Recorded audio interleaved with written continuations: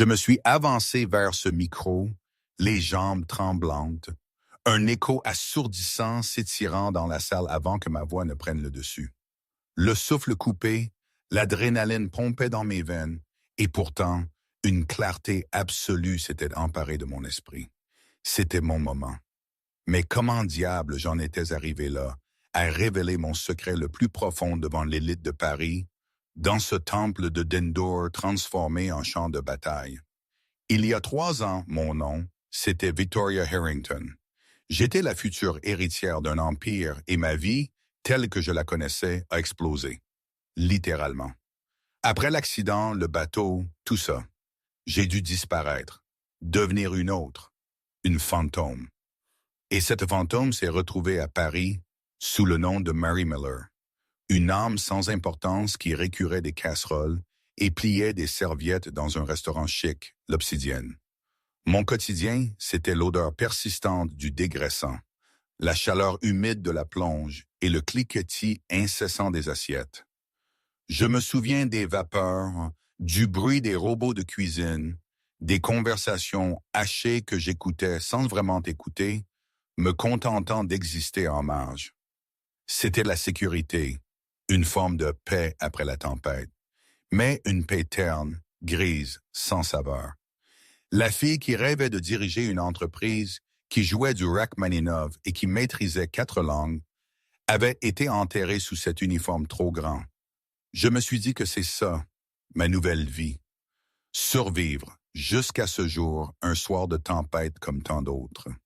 Le vent hurlait dehors et à l'intérieur de l'Obsidienne, l'ambiance était électrique, mais pas de la bonne façon. Le parfum habituel de truffe et les murmures discrets des transactions millionnaires avaient laissé place à une tension suffocante.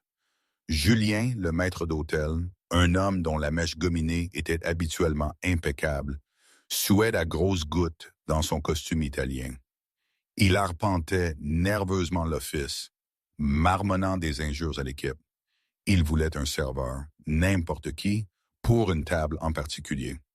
Table 1, Magnus Sterling, un nom qui claquait comme un fouet. Je me souviens de Sophie, notre chef de rang. Habituellement, la reine de l'étage, une blonde éclatante qui faisait tomber les portefeuilles des banquiers de la défense avec un simple battement de cils. Mais ce soir-là, elle était recroquevillée derrière la machine à espresso, le visage pâle. Il a viré Amélie, il a fait pleurer Thomas, et il vient de lancer une bouteille de Pelgro à Chloé parce qu'elle l'a versé de travers. C'est un monstre. C'est comme ça qu'il le décrivait, un titan étranger, une fortune dont les milliards fluctuaient au gré de son humeur. Il parlait, paraît-il, une langue étrange, mélange d'allemand et de français furieux. Personne ne comprenait rien. Moi, j'écoutais, caché dans ma bulle de vapeur et de vaisselle sale. Je ne sais pas si c'était le mardi ou le mercredi soir. Tout ça s'est confondu dans ma mémoire. Mais l'essentiel, c'est que la terreur était palpable. Puis, le doigt manucuré de Julien a pointé vers moi. « Toi, Marie, laisse tomber ce verre. » Je tenais une flûte de champagne que je polissais avec une concentration quasi méditative, comme si mon existence en dépendait. J'ai levé les yeux derrière mes lunettes épaisses, vertes, comme ma vraie couleur d'yeux. « Moi, monsieur ?» Ma voix était rauque, basse, telle que j'avais cultivée pour ne pas attirer l'attention. On m'appelait la souris, on me croyait sans éducation, une fille de la campagne perdue à Paris. Et c'était parfait ainsi. « Oui, toi, la souris, tu vas à la table 1. » Il a presque crié, la voix brisée par le stress. « Je m'en fiche de tes chaussures moches. J'ai besoin d'un corps pour verser de l'eau et prendre la commande des entrées. Tu ne parles pas. Tu ne le regardes pas dans les yeux. Tu survis 5 minutes, le temps que j'appelle le patron. » Sophie a laissé échapper un rire cruel. « Oh, ça va être drôle. La souris contre le lion. On appelle déjà les urgences? » Un flash. 1 seconde où le masque de la souris a failli tomber. Quelque chose de froid et de dur a traversé mes yeux, un reflet de la Victoria que j'avais été. Ça n'a pas duré. La peur, celle qu'ils attendaient, est revenue, me ramenant à ma posture soumise. Je ne devrais vraiment pas, ai-je murmuré, fixant les portes battantes. Monsieur Sterling est particulier. Julien s'est figé. Comment tu sais son nom? Il n'est pas dans le système de réservation. J'ai baissé les yeux sur mes chaussures. Je, je l'ai vu aux informations, dans le journal, à la pause. Une excuse bancale, mais suffisante. Il m'a fourré une carafe d'eau argentée dans les mains. Elle était lourde, froide et glissante. Maintenant, tu y vas. Si tu sors de cette cuisine, tu es viré. Et je m'assurerai que tu ne laves plus jamais de toilette à Paris. La menace m'a transpercé. J'ai regardé la carafe, puis les portes. J'ai respiré un grand coup. D'accord, ai-je chuchoté. C'était un saut dans l'inconnu, un risque calculé que je n'aurais pas pris si ma survie n'avait pas été en jeu. J'ai poussé les portes battantes. L'ambiance a changé instantanément. La musique jazz d'ambiance, habituellement si discrète, me semblait assourdissante dans ce silence pesant. Tous les clients, les visages figés, faisaient semblant de manger, mais leurs yeux étaient rivés sur le coin le plus lointain. Magnus Sterling était assis là, tel un roi sur son trône. Il devait avoir la fin de la trentaine, des traits acérés, prédateurs, des yeux gris acier. Un costume qui coûtait sans doute plus que tout ce que j'aurais jamais gagné dans ma vie. Il vociférait contre son assistant, Pierre, dans un dialecte guttural et rapide. J'ai avancé lentement. Mon cœur aurait dû marteler, mais étrangement, un calme s'est installé en moi. Je connaissais cette voix.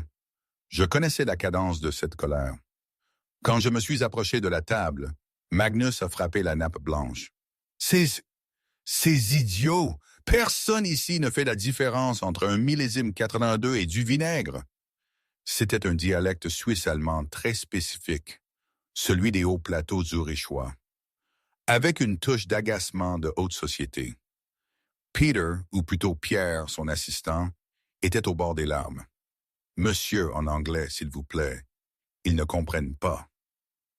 Magnus est passé à un anglais impeccable, mais fortement accentué. Je ne veux pas parler anglais. Je veux un service. Je veux un serveur qui a un cerveau, pas ces mannequins qui me regardent comme si je parlais martien. J'ai atteint la table. Je n'ai pas tremblé. Je n'ai pas cilié. J'ai déposé la carafe d'eau sur un plateau annexe avec une grâce calculée, une aisance que la souris n'aurait jamais dû posséder. Magnus n'a même pas levé les yeux. Il m'a fait un signe de la main dédaigneux. Allez-vous-en. Renvoyez-moi le manager. J'ai envie d'acheter cet endroit juste pour virer tout le monde personnellement. J'ai pris le verre à eau. Il était vide. J'ai versé. Le filet était régulier, s'arrêtant exactement à 3 millimètres du bord. La norme européenne précise pour la haute gastronomie, un détail que même le personnel formé ratait souvent. Magnus a remarqué cette précision. Il s'est arrêté de parler. Il a levé les yeux, ses pupilles grises se fixant sur mes lunettes épaisses et mon tablier usé. Qu'est-ce que c'est? Il a ricané. On m'envoie la femme de ménage maintenant? C'est une blague? Il s'est tourné vers ses gardes du corps. Mettez-la dehors, je perce l'appétit. J'ai fini de verser, j'ai posé la carafe. J'aurais dû courir. J'aurais dû m'excuser et fuir vers la sécurité de la plonge. C'est ce que la souris aurait fait. Mais Marie en avait marre. J'en avais marre des abus de Julien, des regards condescendants, de cette vie cachée. Et entendre ce dialecte précis, la langue de mes étés d'enfance, a réveillé quelque chose dans mon sang, une ancienne flamme que je pensais éteinte. J'ai regardé Magnus Sterling droit dans les yeux. Le silence à la table était absolu. Les gardes du corps, des armoires à glace qui semblaient broyer du gravier au petit déjeuner, ont commencé à se lever de leur siège. Julien, observant depuis la porte de la cuisine, s'est couvert les yeux. « Oh mon Dieu, elle va se faire tuer! Je vais être poursuivi en justice. » Magnus me fixait.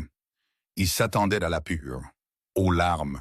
Au lieu de cela, il a vu une étrange défiance derrière ses montures en plastique bon marché. « M'avez-vous entendu? » a grondé Magnus. « J'ai dit, dehors. » J'ai croisé les mains derrière mon dos. Ma posture a changé. La silhouette courbée de la plongeuse épuisée a disparu. Ma colonne vertébrale s'est redressée. Mon menton s'est levé. Quand j'ai parlé, ma voix n'était pas le chuchotement rauque que j'utilisais en cuisine. Elle était claire, mélodique et impérieuse. Et je n'ai pas parlé anglais. Le 82, ai-je dit dans un zurichois impeccable, a besoin d'au moins 1 heure pour respirer, Monsieur Sterling. Si vous le servez immédiatement, il a en effet un goût de vinaigre. Ce n'est pas la faute du serveur, c'est votre impatience. Le son du dialecte suisse roulant parfaitement sur ma langue a frappé Magnus comme un coup physique. Sa bouche s'est légèrement ouverte. La fourchette qu'il tenait est restée en l'air. Pierre, l'assistant, a laissé tomber sa tablette. Magnus a cligné des yeux. La colère s'est vidée de son visage, remplacée par une pure confusion. Il a plissé les yeux, m'étudiant comme si j'étais un fantôme. « Oui, bit », m'a-t-il murmuré. « Pardon ?» Je n'ai pas reculé. J'ai continué, passant sans transition au français. Mais pas n'importe quel français.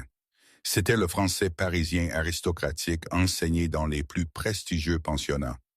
De plus, si vous cherchez de la solde d'ouvre, je vous la déconseille ce soir. L'expédition a été retardée à Roissy. Le turbo, en revanche, est arrivé de Bretagne ce matin. Il se marierait nettement mieux avec l'acidité de votre humeur. Magnus s'est appuyé sur sa chaise. Un sourire lent, incrédule, s'est dessiné sur son visage. Ce n'était pas un sourire agréable. C'était le sourire d'un prédateur découvrant un nouveau jouet. « Qui êtes-vous » a-t-il demandé en anglais, sa voix basse. « Je suis la femme de ménage » ai-je répondu en anglais, gardant un ton neutre. Comme vous l'avez si bien souligné. J'ai pris la bouteille de vin vide, le Château Pétrus à 5 000 €, et j'ai inspecté l'étiquette.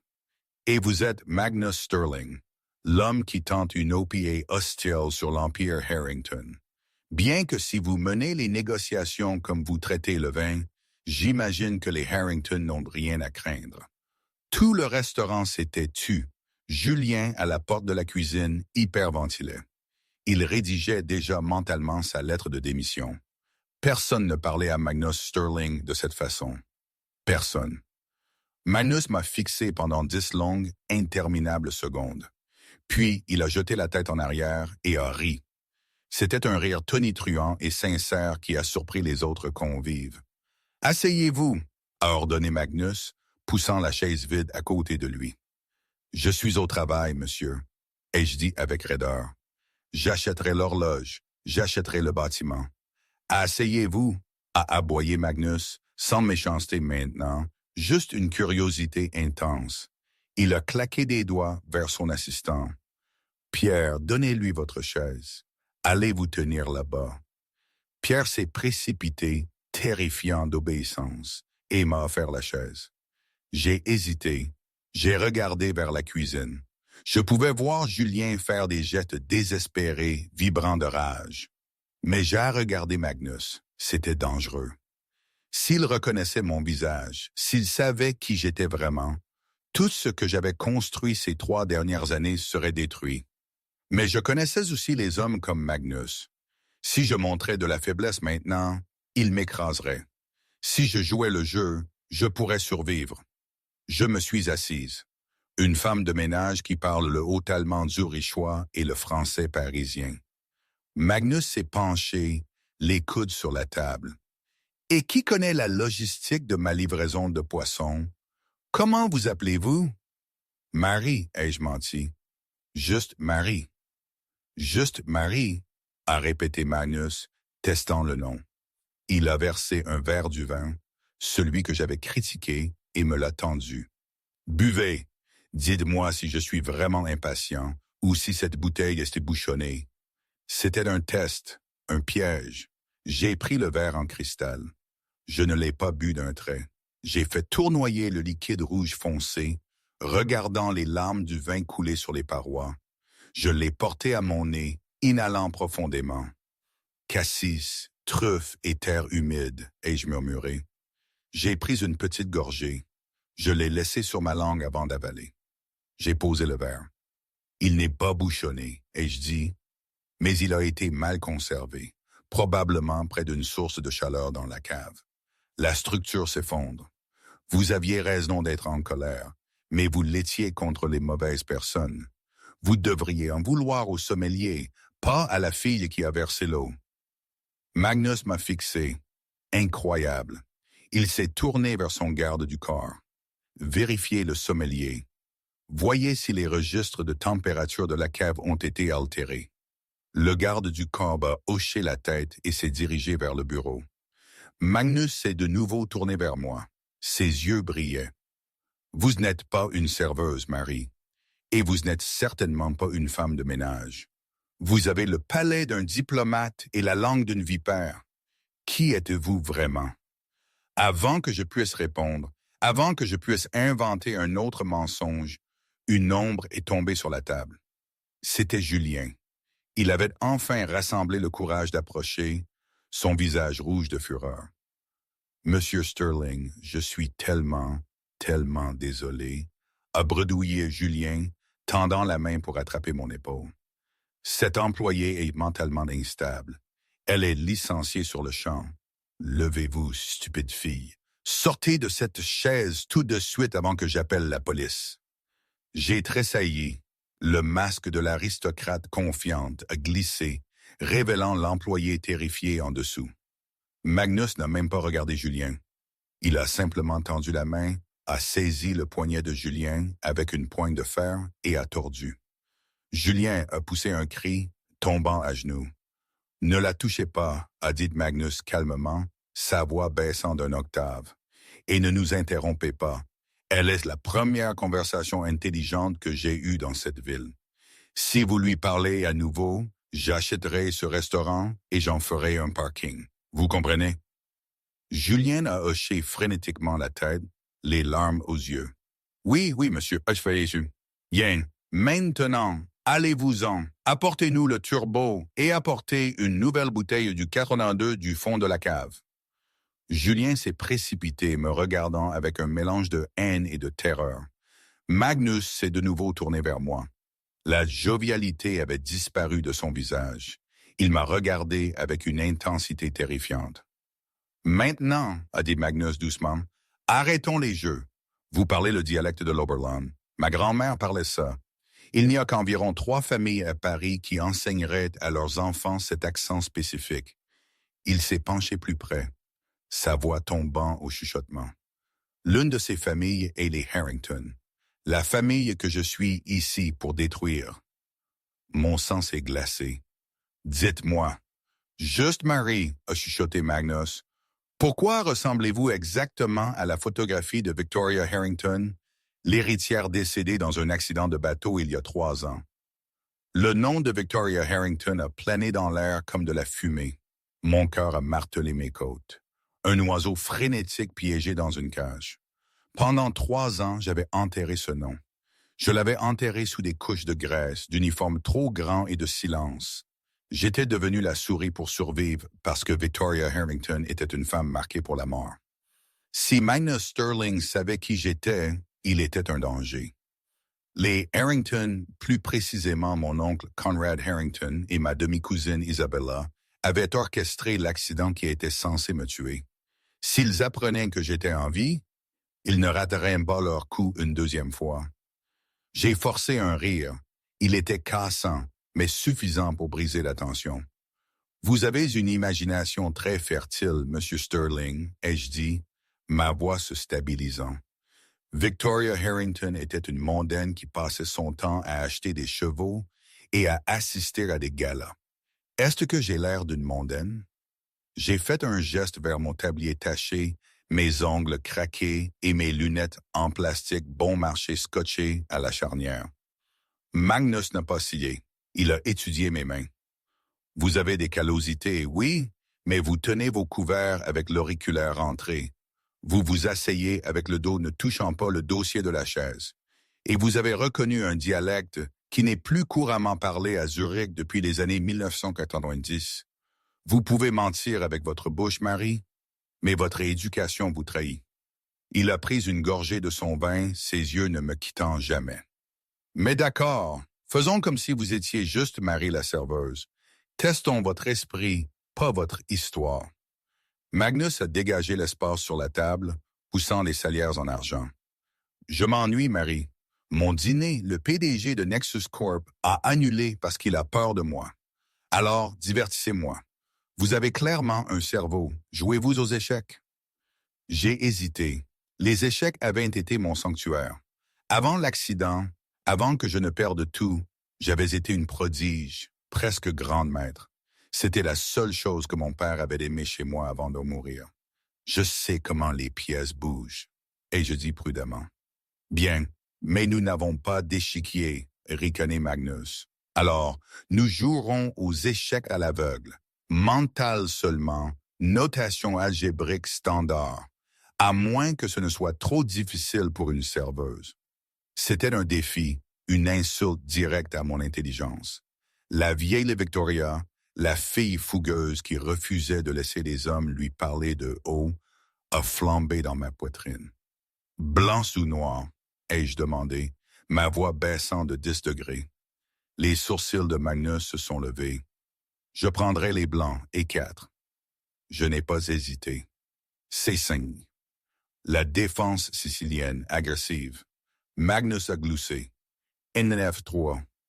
D6. Le restaurant autour de nous a cessé d'exister. Le bruit des plats, la musique jazz, les regards terrifiés de Julien et des autres serveurs. Tout s'est estompé en bruit de fond. Il n'y avait que l'échiquier mental suspendu dans l'air entre le milliardaire et la serveuse. Magnus était bon. Il jouait avec un style d'attaque impitoyable, sacrifiant des pions pour ouvrir des lignes d'attaque, reflétant sa stratégie commerciale. Il essayait de me harceler, de me forcer dans un coin. Mais Marie était meilleure. J'ai joué la variante Najdorf, un système complexe à double tranchant qui exigeait une précision absolue. J'ai contré son agressivité par une défense froide et calculatrice, tendant des pièges invisibles jusqu'à ce qu'il soit trop tard. 10 minutes passèrent, puis 20. Le repas, le turbo qui était finalement arrivé, a refroidi dans les assiettes. Magnus transpirait. Il a desserré sa cravate.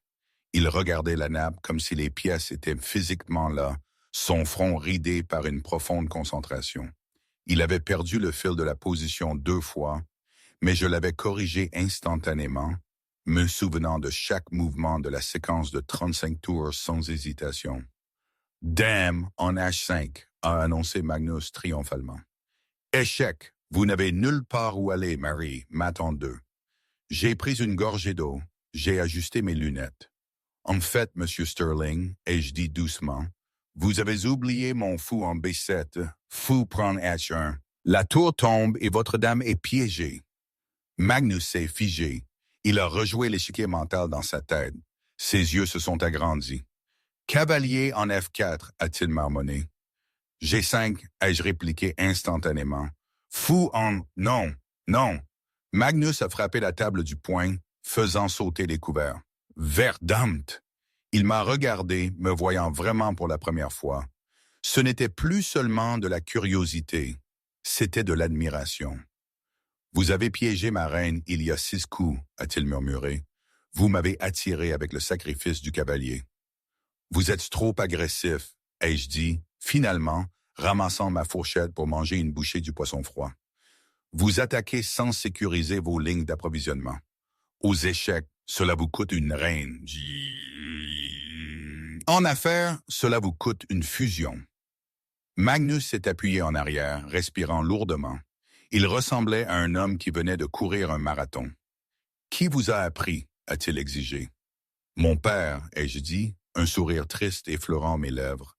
Il m'a dit que les hommes aiment penser qu'ils sont des rois. Mais sur l'échiquier, la reine est la pièce la plus puissante. Le roi n'est qu'une faiblesse à protéger. » Magnus m'a fixé. L'air entre nous crépitait d'une tension électrique qui n'avait rien à voir avec les échecs. Pendant un instant, la barrière de classe, les milliards de dollars qui nous séparaient, ont disparu.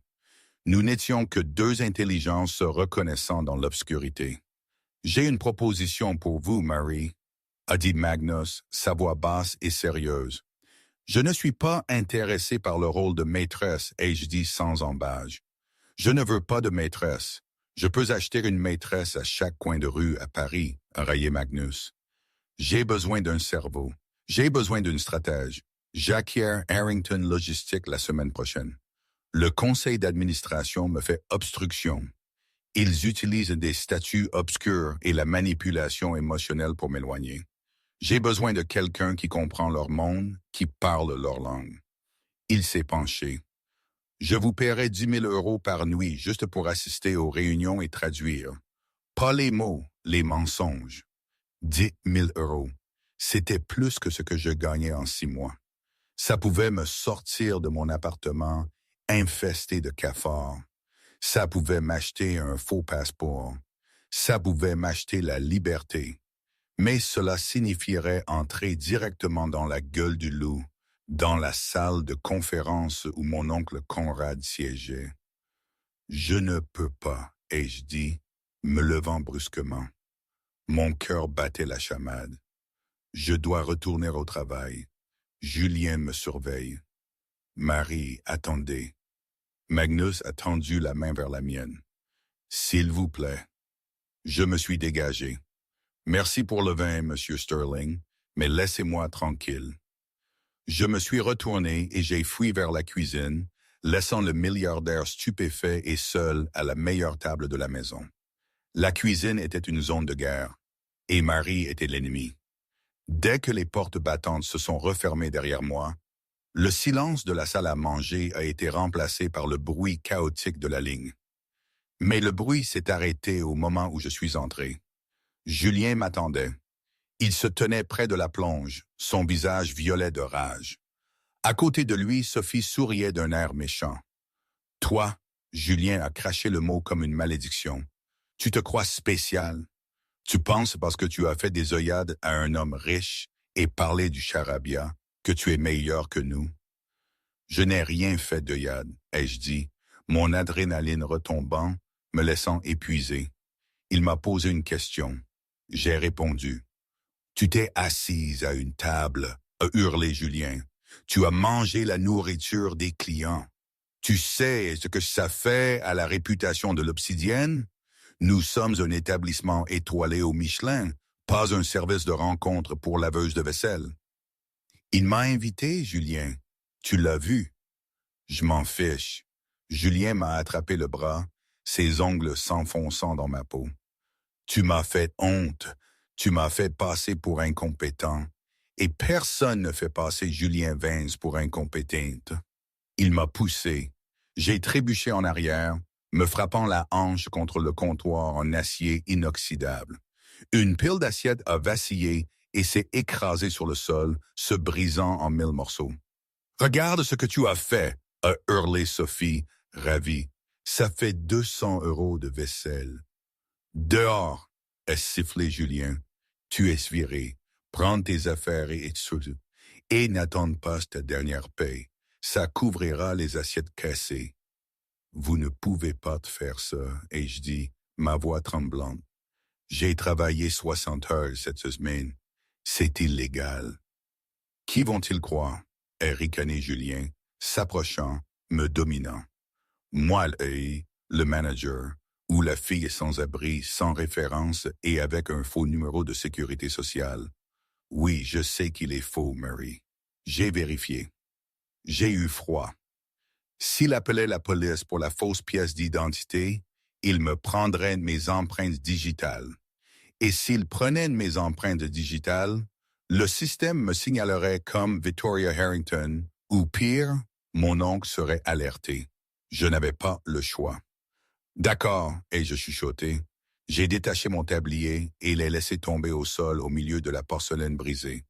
Je m'en vais, et emporte tes ordures avec toi. Julien m'a donné un coup de pied dans mon sac à dos. J'ai attrapé mon sac et j'ai couru par la sortie de derrière, dans l'allée. Il pleuvait à verse, une averse froide et misérable qui m'a trempé jusqu'aux os en quelques secondes. L'allée sentait la poubelle et la vieille graisse. Je me suis appuyé contre le mur de briques, glissant jusqu'à m'accroupir dans la boue. J'ai enfoui mon visage dans mes mains. J'étais viré. Je n'avais plus d'argent. Mon loyer était dû dans 2 jours, et je venais de rejeter le seul homme qui aurait pu m'aider. J'ai laissé échapper un sanglot, le son perdu dans le tonnerre. J'étais tellement fatigué de me battre. Peut-être que je devrais juste laisser mon oncle me trouver. Peut-être que je devrais juste abandonner. Soudain, la pluie a cessé de tomber sur moi. J'ai levé les yeux. Je n'étais plus mouillé, mais la pluie continuait de tomber à torrents autour de moi. Un grand parapluie noir était tenu au-dessus de ma tête. J'ai suivi le bras qui tenait le parapluie jusqu'au visage de l'homme debout au-dessus de moi. C'était Pierre, l'assistant de Magnus Sterling. Monsieur Sterling déteste voir le talent gâché, a dit Pierre, sa voix douce. Et il déteste encore plus voir des femmes pleurer dans les allées. J'ai grimpé sur mes pieds, essuyant la boue de mon jean. Je vais bien. Vous n'allez pas bien. Une voix grave est venue de derrière Pierre. Une élégante Rolls-Royce Phantom noire était garée à l'entrée de l'allée, son moteur ronronnant silencieusement. La vitre arrière s'est abaissée, révélant Magnus Sterling. Il ne me regardait pas avec pitié. Il me regardait avec colère.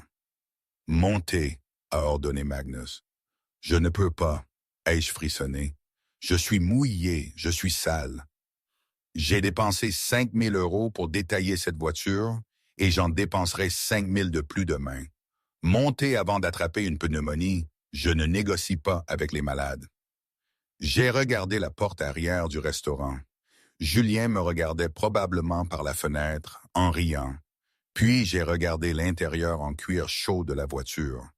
J'ai ouvert la porte et je me suis glissé à l'intérieur. La chaleur m'a frappé instantanément. La voiture sentait le parfum cher et le cuir chauffé. Magnus a appuyé sur un bouton et la cloison entre eux et le chauffeur a glissé, nous isolant. Il m'a tendu une épaisse serviette en cachemire. « Séchez-vous » a-t-il dit, tournant son regard vers la fenêtre pour me laisser de l'intimité. J'ai séché mes cheveux et mon visage. J'ai enlevé mes lunettes en essuyant la buée. Sans les lunettes et avec mes cheveux mouillés et lissés en arrière, ma structure osseuse était indéniable. Pommette haute, mâchoire acérée, le visage d'une aristocrate. Magnus s'est retourné. Il a marqué une pause, ses yeux suivant mes traits. « Vous êtes vraiment elle, » a-t-il murmuré. « Victoria, » ai-je redit. « Je vous l'ai dit. Arrêtez. » Magnus a levé la main. « J'ai fait une vérification d'antécédents sur Mary Miller pendant que vous jouez aux échecs. C'est une très bonne contrefaçon, mais il y a des lacunes. Pas de dossiers fiscaux avant 2022, pas de diplôme d'études secondaires, et pourtant vous jouez aux échecs au niveau grand maître et parlez 4 langues. » Il a ouvert un dossier en cuir sur ses genoux. « Je me fiche de qui vous étiez, » a dit Magnus. « Je me soucie de qui vous êtes en ce moment.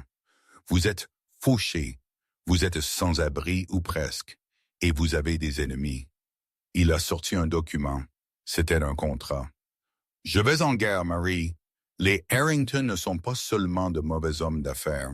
Ce sont des criminels. Conrad Harrington blanchit de l'argent par le biais des routes de transport logistique depuis 5 ans. C'est pourquoi il ne veut pas me vendre. Il a peur que je trouve les livres. » Mon souffle s'est coupé. Je savais que Conrad était diabolique, mais je ne savais pas pour le blanchiment. C'est pourquoi il avait essayé de me tuer. J'étais tombé sur ces dossiers il y a 3 ans, juste avant l'explosion du bateau. Si je reprends l'entreprise, a continué Magnus, sa voix dure. Je l'exposerai, je l'écraserai. Il ira en prison pour le reste de sa vie. Il m'a regardé intensément. Mais je ne peux pas le faire seul. Le conseil me considère comme un barbare étranger. Ils ne me parleront pas. J'ai besoin d'un pont. J'ai besoin d'une fiancée. Une quoi? Ai-je suffoqué. Une fausse fiancée, a corrigé Magnus. Quelqu'un avec de la classe, de l'élégance et de l'intelligence qui peut charmer les membres du conseil, distraire Conrad et signaler au monde que Magnus Sterling s'installe. Ce Francis, vous m'accompagnerez au gala samedi. Vous assisterez à la réunion du conseil lundi. Vous jouerez le rôle de la femme qui a dompté la bête. Et en retour, ai-je demandé, ma voix à peine un murmure. En retour, a dit Magnus, je vous donnerai une nouvelle identité, une vraie, avec un fonds fiduciaire de 5 millions d'euros. Vous pouvez aller n'importe où dans le monde. Vous pouvez être qui vous voulez. Il m'a tendu un stylo. Aidez-moi à détruire les Harrington, Murray. Aidez-moi à obtenir votre vengeance et je vous rendrai votre vie. J'ai regardé le stylo. C'était un Mont Blanc, lourd et noir. J'ai regardé par la fenêtre. J'ai vu Julien sortir par la porte arrière du restaurant, tenant un sac poubelle. Il avait l'air petit et pathétique de l'intérieur de la Rolls-Royce. J'ai pensé à mon oncle Conrad, l'homme qui avait coupé la ligne de frein de ma voiture, l'homme qui avait truqué le bateau, l'homme qui vivait dans la maison de mon père, buvant le vin de mon père. J'ai pris le stylo.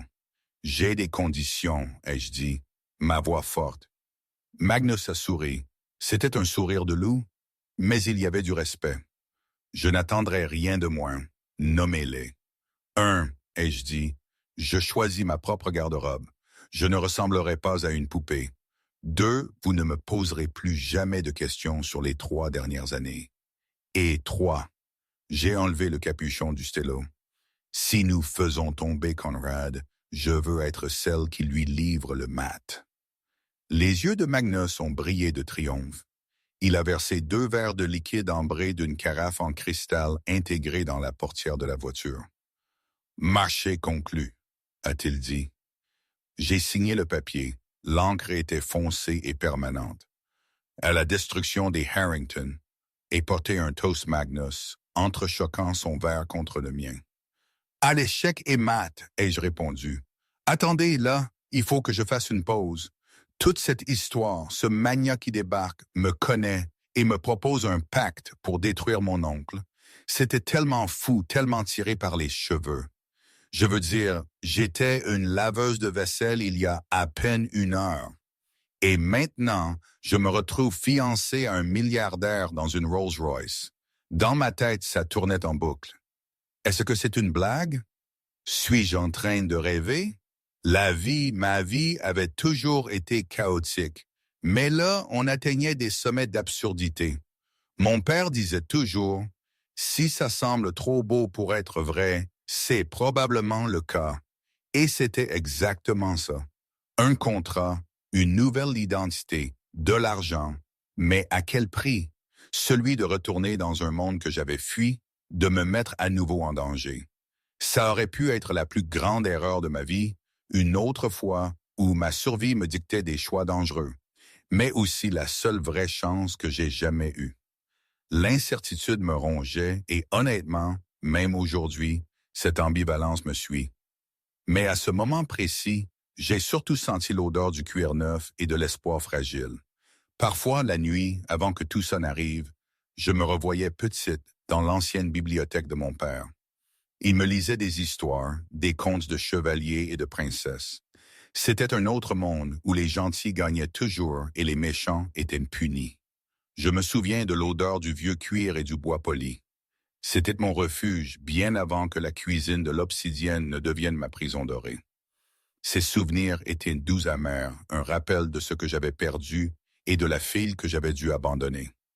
Et j'ai eu l'impression que même si le plan de Magnus semblait être une fuite en avant, c'était peut-être la seule voie pour que la Victoria d'avant, cette petite fille amoureuse des histoires, puisse enfin trouver sa justice. Quand la Rolls-Royce s'est éloignée du trottoir, glissant dans la nuit pluvieuse de Paris, je n'ai pas regardé en arrière vers le restaurant. La souris était morte. La reine était de retour sur l'échiquier. Mais ni Magnus ni moi ne savions que la partie était truquée. Conrad Harrington ne blanchissait pas seulement de l'argent. Il travaillait avec la mafia russe. Et au moment où la voiture a tourné le coin, un photographe caché dans une camionnette de l'autre côté de la rue avait déjà pris une photo de Magnus Sterling et de la femme qui ressemblait exactement à la défunte Victoria Harrington. La photo était déjà en train d'être téléchargée sur le serveur privé de Conrad. Les 48 heures suivantes furent un tourbillon de logistique et de luxe qui aurait étourdi l'ancienne Victoria Harrington. Mais moi, la femme qui avait récuré des sols pendant 3 ans, Je voyais les choses différemment maintenant. Je ne considérais pas la suite penthouse du Plaza Athénée comme un terrain de jeu. Je la voyais comme une forteresse. Je me tenais devant le miroir pleine hauteur du dressing que Magnus avait aménagé pour moi. Une équipe de stylistes s'agitait nerveusement derrière moi, tenant des portants de robes valant plus qu'une petite maison. Monsieur Sterling a suggéré la Versace rouge, a dit la styliste en chef, soulevant une robe qui n'était guère plus que des bandes de suie et de danger. Il a dit que cela signalait l'agression. J'ai ajusté mes lunettes, de fausses maintenant, avec des verres sans correction, car Magnus insistait sur le fait qu'elle faisait partie de mon déguisement intellectuel. J'ai regardé la robe rouge. Non, ai-je dit, ma voix était calme mais absolue. Cette robe dit que j'essaie de les distraire. Je ne veux pas distraire le conseil d'administration. Je veux le démanteler. J'ai marché vers le portant et j'ai sorti une robe en velours bleu nuit. Elle était sévère, avec de longues manches et un col montant, mais le dos plongeait dangereusement bas. Elle était élégante, royale et intimidante. Celle-ci, ai-je dit, étirez mes cheveux en arrière, bien serrés, aucune mèche lâche. Je ne suis pas une débutante. Je suis une arme. La porte s'est ouverte. Magnus s'est appuyé contre l'encadrement, tenant 2 espressos. Il portait un smoking qui lui allait comme une armure. Il m'a regardé commander la pièce, un sourire espiègle aux lèvres. « Vous êtes terrifiante », a-t-il dit d'un air approbateur, alors que les stylistes s'empressaient de préparer les chaussures. J'ai appris des pires. J'ai pris l'espresso. Mon oncle Conrad disait que si vous entrez dans une pièce en souriant, vous avez déjà négocié votre prix à la baisse. L'expression de Magnus s'est assombrie à la mention de Conrad. Il s'est dirigé vers la fenêtre, regardant sur les Tuileries. Mon équipe de sécurité a balayé le lieu du gala de ce soir, a dit Magnus doucement. Le musée du Louvre, c'est un terrain neutre, mais Conrad a augmenté sa surveillance. Il a 6 hommes, 2 sont d'anciens Spetsnaz. Il a peur, ai-je dit, le rejoignant à la fenêtre. Il sait que vous venez pour l'entreprise. Il ne sait juste pas comment. Il sait quelque chose, a admis Magnus. Il a sorti un morceau de papier plié de sa poche. Ceci est arrivé à mon bureau il y a 1 heure. Pas d'adresse de retour. Il me l'a tendu. C'était une impression d'une photo granuleuse prise de loin. Elle me montrait montant dans la Rolls-Royce sous la pluie. Mon visage était flou, mais le profil était distinct. Écrits en bas à l'encre rouge étaient les mots. Joli animal de compagnie. Mordel? Ma main a tremblé légèrement, mais j'ai froissé le papier dans mon poing. Il ne sait pas que c'est moi, ai-je raisonné, mon esprit dans l'ébullition. S'il savait que c'était Victoria Harrington, la note ne dirait pas animal de compagnie. Elle dirait fantôme. Il pense que je suis juste une maîtresse que vous avez ramassée pour le rendre jaloux. Ou il pense que vous êtes une espionne, a contré Magnus. Dans les 2 cas, vous êtes une cible ce soir. Êtes-vous sûr de vouloir faire ça? Nous pouvons annuler. Je peux trouver un autre moyen de l'écraser. J'ai regardé l'homme à côté de moi. Pour un milliardaire connu sous le nom du loup de la bourse, il me regardait avec une réelle inquiétude. En seulement 2 jours, nos séances de stratégie nocturne, à nous disputer sur des feuilles de calcul, à débattre des règlements d'entreprise et à rejouer des parties d'échecs, avaient forgé un lien plus profond que la romance. Nous étions partenaires de guerre. J'ai fui pendant 3 ans, Magnus, et je dis doucement, j'en ai fini de fuir. Ce soir, nous franchissons la porte d'entrée. Magnus m'a regardé pendant un long moment, puis il a pris ma main et a embrassé mes phalanges. Alors allons-y, a-t-il dit, et rappelez-vous l'histoire de couverture. Je suis Marie Miller, ai-je récité parfaitement. Consultante pour Artificius Global. Nous nous sommes rencontrés à Zurich lors d'un forum économique chaotique. J'ai corrigé votre allemand. Vous avez insulté mon goût pour l'opéra et nous sommes inséparables depuis. Parfait. Magnus sourit. Échec. Le temple de Dendor, au sein du musée du Louvre, était baigné d'une lumière dorée. L'air était rempli du son d'un quatuor à cordes et du cliquetis des flûtes de champagne. C'était le gala annuel de la Fondation Harrington, le centre du calendrier social parisien. Lorsque Magnus Sterling est entré dans la pièce, la conversation n'a pas seulement cessé, elle est morte. Il marchait avec la confiance d'un homme qui possédait l'air que tout le monde respirait, mais c'était la femme à son bras qui attirait les regards. Je me suis déplacé avec une grâce fluide et liquide.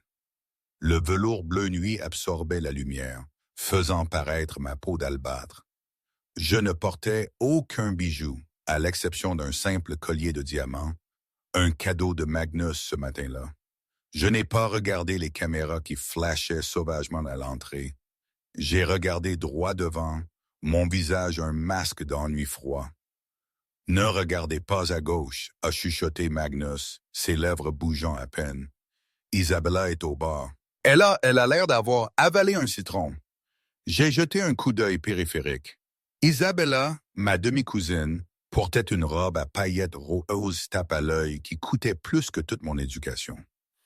Isabella avait été celle qui m'avait tourmenté en grandissant, celle qui m'avait appelé l'orpheline Annie après la mort de mes parents. Elle a l'air vulgaire, ai-je chuchoté en retour. Concentrez-vous. Le conseil est à la table centrale. L'homme aux cheveux gris est Arthur Pendleton. C'est le vote décisif. Nous avons traversé la foule. J'ai senti les regards sur moi. J'ai entendu des chuchotements. Qui est-elle? C'est la nouvelle conquête de Sterling. Elle a l'air familière. Nous avons atteint la table centrale. Arthur Pendleton, un homme âgé avec un monocle de scepticisme à l'ancienne, a levé les yeux. « Monsieur Sterling », a dit Arthur froidement, « nous ne nous attendions pas à vous voir. C'est un événement caritatif privé. » « Je me sens charitable, Arthur. » Magnus a souri, me tirant une chaise. « J'aimerais vous présenter mon associée et fiancée, Mademoiselle Mary Miller. » Les yeux d'Arthur se sont plissés en me regardant. « Fiancée? Je ne savais pas que vous aviez un cœur à donner, Magnus. Et Mademoiselle Miller. Je ne me souviens pas de ce nom. Je préfère rester discrète, Monsieur Pendleton, ai-je dit, ma voix adoptant ce registre aristocratique lisse que j'avais perfectionné. Mais Magnus parle tellement de votre collection de cartes navales du XVIIe siècle. J'ai senti que je devais rencontrer l'homme qui a surenchéri sur le British Museum pour le manuscrit de Drake. Arthur s'est figé. Ses yeux se sont écarquillés. Le manuscrit de Drake était sa fierté secrète, un détail connu seulement d'une poignée de collectionneurs experts. « Vous connaissez le Drake ?» a balbutié Arthur. « J'ai écrit ma thèse sur les erreurs de navigation aux Antilles. » Ai-je menti sans effort, puisant dans les faits que j'avais mémorisés du dossier de Magnus. J'ai toujours soutenu que le troisième voyage de Drake était une couverture pour de l'espionnage. Mais sans voir le manuscrit original, ce n'est qu'une théorie. Je vous envie. Arthur a rayonné. La glace n'a pas seulement fondu, elle s'est brisée. Ma chère, vous devez venir le voir. Enfin, quelqu'un qui comprend la cartographie. Magnus, où l'avez-vous caché? Pendant les 20 minutes suivantes, j'ai travaillé la table comme un chirurgien. J'ai parlé français à l'investisseur lyonnais, discutant des nuances du terroir viticole. J'ai débattu de l'éthique de la logistique IA avec le directeur technologique. J'ai charmé, j'ai écouté et j'ai doucement orienté chaque conversation vers une seule conclusion. Harrington Logistique était en échec et Magnus Sterling était le visionnaire qui pouvait le sauver. Magnus m'a regardé, sirotant sa boisson, ayant à peine besoin de parler. Je gagnais la guerre pour lui sans tirer un coup. Puis l'atmosphère a changé. La foule s'est écartée près de la scène. La musique a semblé devenir discordante. Conrad Harrington s'est approché. C'était un homme imposant aux cheveux argentés et au sourire qui n'atteignait pas ses yeux de requin mort. Il marchait avec une lourde canne, non pas parce qu'il en avait besoin, mais parce qu'elle ressemblait à une arme. Il était flanqué de deux hommes qui ne ressemblaient pas à des invités. Costume imposant, oreillettes, cicatrices. Les Spetsnaz. « Magnus », la voix de Conrad a tonné, « vous avez le culot de montrer votre visage ici, et vous avez amené une compagne. » Conrad a tourné son regard vers moi. J'ai senti mon sang se figer. C'était l'homme qui avait ordonné ma mort. C'était l'homme qui avait ri aux funérailles de mon père. Je me suis forcé à croiser son regard, ne pas cligner des yeux, ne pas détourner le regard. « Vous êtes Mary Miller? » Conrad, Magnus a fait un léger pas devant moi. « C'est Mary. » Conrad a ignoré Magnus. Il s'est approché de moi, envahissant mon espace personnel. Il sentait le cigare et le scotch cher. Il a plissé les yeux, balayant mon visage, cherchant le fantôme de sa nièce. « Mary, » a répété Conrad, « vous avez une structure osseuse très spécifique, ma chère.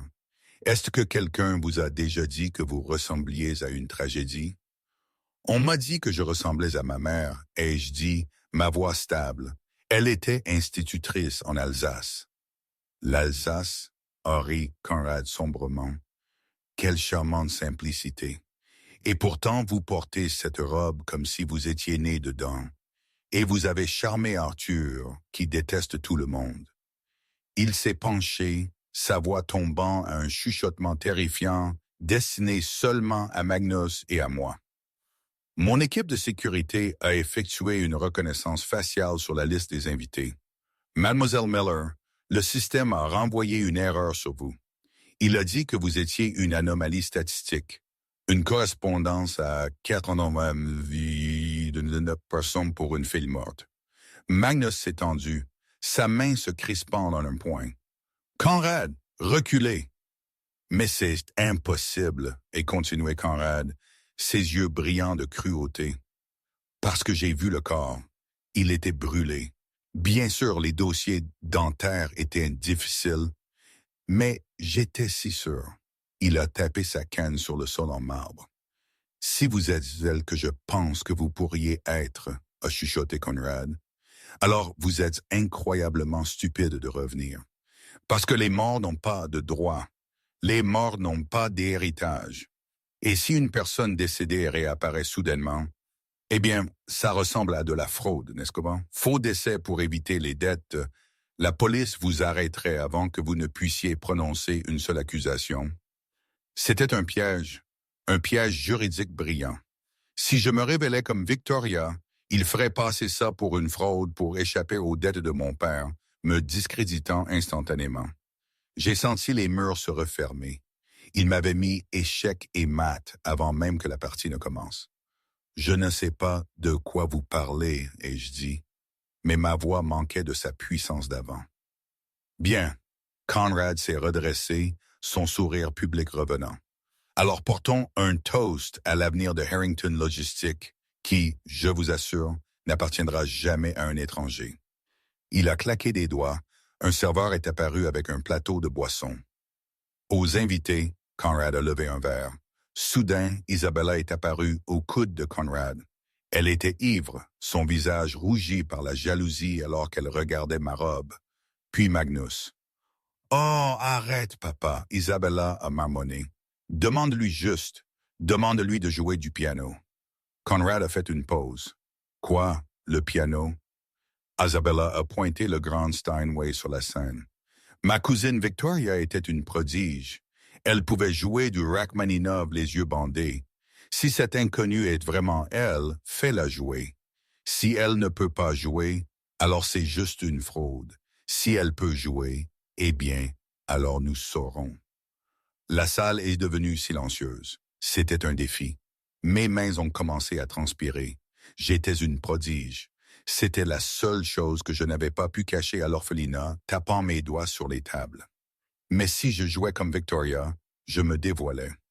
Si je refusais, j'avais l'air faible devant le conseil que je venais de charmer. Une performance. Arthur Pendleton a applaudi. « Splendide idée, Mademoiselle Miller, s'il vous plaît. » Magnus m'a regardé. Il a vu la panique dans mes yeux. Il a avancé. « Ce n'est pas un animal de cirque, Isabella. Nous partons. » « Non, ai-je dit. Je suis sorti de derrière Magnus. Si je partais maintenant, nous perdions le conseil. Nous perdions l'entreprise et Conrad gagnait. Je devais jouer, mais je devais jouer différemment. Je devais jouer d'une manière que Victoria n'aurait jamais adoptée. Je serais ravi, ai-je dit. J'ai monté les escaliers jusqu'à la scène. Le projecteur m'a frappé. Je me suis assis au piano. Les touches brillaient comme des dents. Victoria Harrington avait joué du classique. Mozart, Bach, Rachmaninov, précis, rigide, parfait. J'ai fermé les yeux. J'ai pensé aux 3 dernières années, au bruit de la cuisine, aux disques de jazz qui jouaient dans l'arrière-cour, au rythme improvisé et chaotique de la survie. Je n'ai pas joué du Rachmaninov. J'ai frappé un accord grave et dissonant, un accord de jazz. J'ai lancé une improvisation sombre, enfumée et complexe de Thelonious Monk. C'était erratique, soul, déchiqueté et en colère. C'était la musique des rues, pas du conservatoire. C'était brillant, mais ce n'était pas Victoria Harrington. La foule était hypnotisée. C'était de l'émotion brute versée dans le son. Conrad a regardé, le front plissé. Victoria détestait le jazz. Elle le qualifiait de désordonné. J'ai terminé par un accord fracassant et défiant qui a résonné dans le hall. La salle a éclaté en applaudissements. Je me suis levé, m'inclinant légèrement. J'ai regardé Conrad. Son visage était un masque de confusion. J'avais réussi le test. J'ai marché vers Magnus, qui me regardait avec une admiration brûlante. « Je ne savais pas que vous jouiez du jazz », a-t-il chuchoté. « Je ne jouais pas », ai-je soufflé, jusqu'à ce que je sois obligé. Conrad a de nouveau croisé notre chemin. Il avait l'air secoué, mais il n'avait pas fini.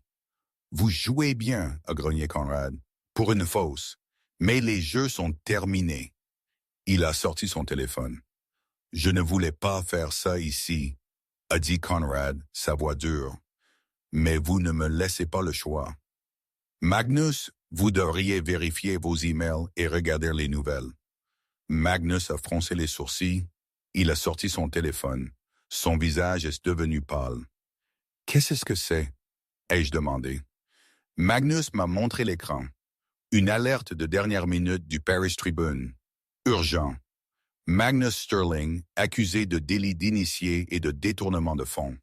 Preuves divulguées par une source anonyme. Le parquet vient d'émettre un mandat d'arrêt. Conrad a souri, un sourire cruel et triomphant. La police vous attend dehors, Magnus. Vous n'achetez pas mon entreprise. Vous allez en prison. Conrad m'a regardé. Et vous, mademoiselle Miller, vous êtes une complice, à moins, il s'est penché près de mon oreille, à moins que vous ne témoigniez contre lui. Si vous signez une déclaration disant que Magnus a orchestré la fraude, je vous laisserai partir. Je vous donnerai même les 5 millions qu'il vous a promis. Conrad s'est reculé, vérifiant sa montre. La police sera dans la pièce dans 30 secondes. Décidez, Mary. Soyez l'héroïne qui a dénoncé le magnat corrompu ou aller en prison avec lui comme ça. J'ai regardé Magnus. Il fixait son téléphone, tapant frénétiquement à ses avocats. Il a levé les yeux vers moi, réalisant le piège. Il savait qu'il était innocent, mais le coup monté était parfait. Il m'a regardé. « Partez », a-t-il dit. « Éloignez-vous de moi. Ne les laissez pas vous prendre aussi. » J'ai regardé la sortie. J'ai regardé Conrad, qui me tendait d'un stylo, souriant le sourire du diable. Les portes du gala ont éclaté. Des officiers en uniforme ont fait irruption. Les policiers ont traversé la foule, se dirigeant directement vers Magnus. Les menottes étaient déjà sorties. J'ai regardé le stylo dans la main de Conrad. C'était de la solution facile. C'était de la sécurité. C'était 5 millions d'euros. Je l'ai pris.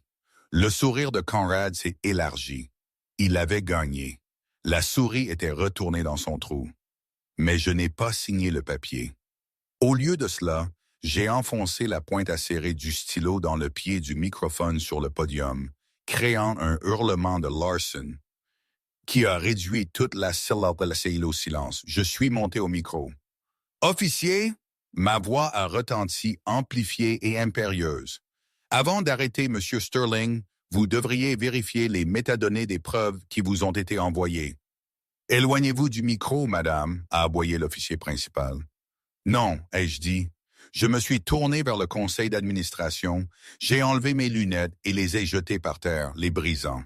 J'ai retiré les épingles de mes cheveux, les laissant tomber dans mon dos en cascade. Je ne suis pas Mary Miller, ai-je annoncé, ma voix tremblante d'adrénaline, mais claire comme une cloche. Mon nom est Victoria Harrington et je suis l'actionnaire majoritaire de cette entreprise. Un souffle coupé a déchiré la pièce. Arthur Pendleton a laissé tomber son verre. Le visage de Conrad est passé de suffisant à blanc livide. « Elle ment !» est crié Conrad, se jetant en avant. « C'est une fraude. Arrêtez-la aussi. » « Je ne mens pas, oncle. » J'ai continué, croisant le regard de mon oncle. Il y a 3 ans, quelqu'un a coupé les lignes de frein de ma voiture et truqué mon bateau pour qu'il explose. J'ai survécu et je me suis caché parce que je savais que la police était à sa solde. J'ai pointé un doigt tremblant vers Conrad, mais je ne me suis pas contenté de me cacher. J'ai observé. Et ce soir, pendant que vous m'écoutiez jouer du jazz, l'équipe de M. Sterling décryptait les fichiers que j'ai remis à Arthur Pendleton. Arthur s'est levé, tenant la clé USB que je lui avais glissée plus tôt. Elle m'a donné ça. Je pensais que c'était le scan numérique du manuscrit de Drake. C'est un grand livre. Un grand livre de comptes offshore aux îles Caïmans. Il montre que le détournement de fonds imputé à Magnus Sterling était en fait un transfert autorisé par Conrad Harrington. L'officier de police a marqué une pause. Il a touché son oreillette. Une voix à l'autre bout. La section de cybercriminalité de la PJ confirmait les données en temps réel. Conrad Harrington. L'officier s'est tourné, dégainant ses menottes. « Mettez vos mains derrière votre dos. »« Non, vous ne pouvez pas !» a crié Conrad, reculant, renversant un plateau de champagne. « Je suis le PDG. Elle est morte. C'est un fantôme. »« Je suis bien vivante, oncle, » ai-je dit froidement, « et je vous licencie. » Conrad a essayé de courir, mais les gardes Spetsnaz qu'il avait engagés se sont écartés, laissant la police le plaquer. Alors qu'il l'entraînait, hurlant des malédictions, la salle a éclaté dans le chaos. Je me tenais sur la scène, respirant difficilement. J'ai senti une main sur ma taille. Magnus était là. Il ne regardait pas la police. Il me regardait moi. « Vous avez tout risqué, » a chuchoté Magnus. « Vous auriez pu prendre l'argent. » Je vous l'ai dit. J'ai souri, les larmes coulant enfin de mes yeux. La reine est la pièce la plus puissante sur l'échiquier. Elle protège son roi. Magnus m'a embrassé, les hommes.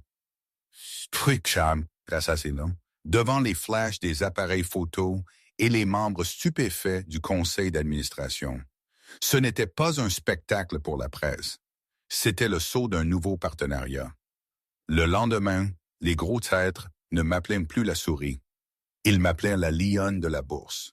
J'ai repris ma juste place de PDG avec Magnus à mes côtés comme nouveau président.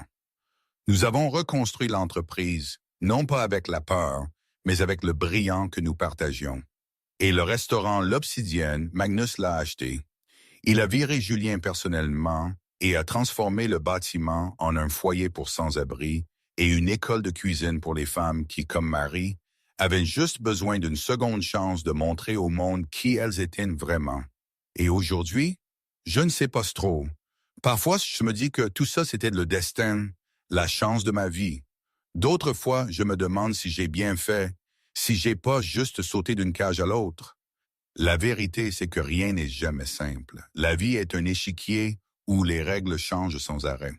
Mais au moins, c'est ma partie. Et ça n'a pas de prix. Quoi qu'il arrive, ce fut un long chemin pour la petite Marie et pour Victoria Harrington, et la partie est loin d'être terminée. Auriez-vous pris la même décision que moi, vous? Auriez-vous mis votre vie en jeu pour une vengeance, une justice, un empire et cet homme? J'aimerais